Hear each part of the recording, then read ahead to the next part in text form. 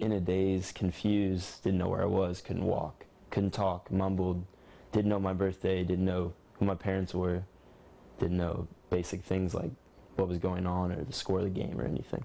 Ian Barry's hockey career ended last October after another player hit him in the head and he fell to the ice. I couldn't walk off the ice.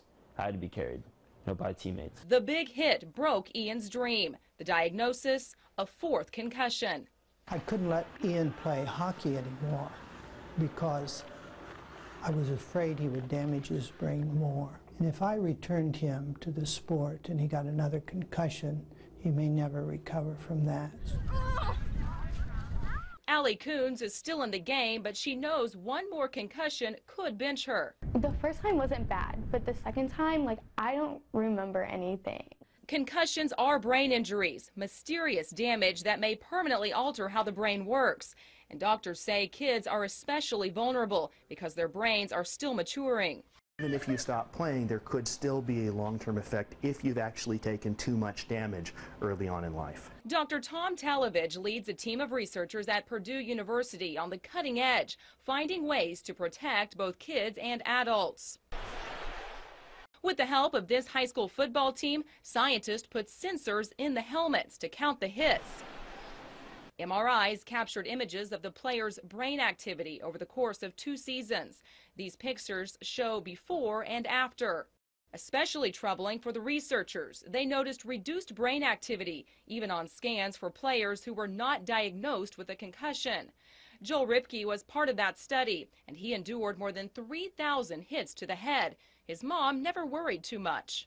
Joel never seemed to have a headache or anything like that, but one morning they called us and said, "Is Joel okay?" Yeah, well, he suffered a huge hit last night, and we want him to come and have an MRI. And I said, really, he doesn't seem any different, and he never did. Joel is now playing college ball, and his parents haven't noticed any problems.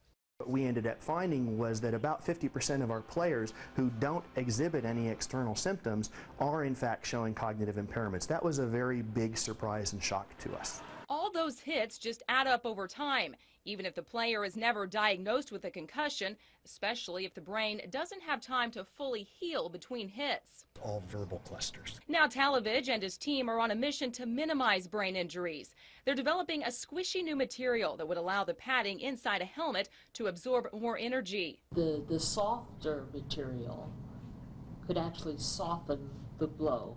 That's right. That's right. And there would be less trauma to the brain. That's exactly right.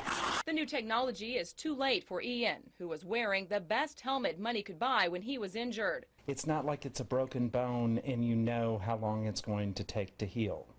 I think that's also the hardest part for him, too. Today, 6 months after his concussion, this former honors student is having trouble in the classroom. Nothing is easy anymore. It's devastating. I mean, to see him struggle so hard to recover, to catch up in school, and, through all that, give up both of his passions.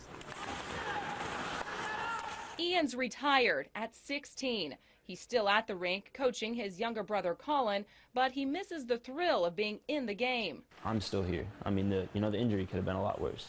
I'm sitting here talking to you. I'm lucky in that standpoint. Dina Silk, 2 News works for you.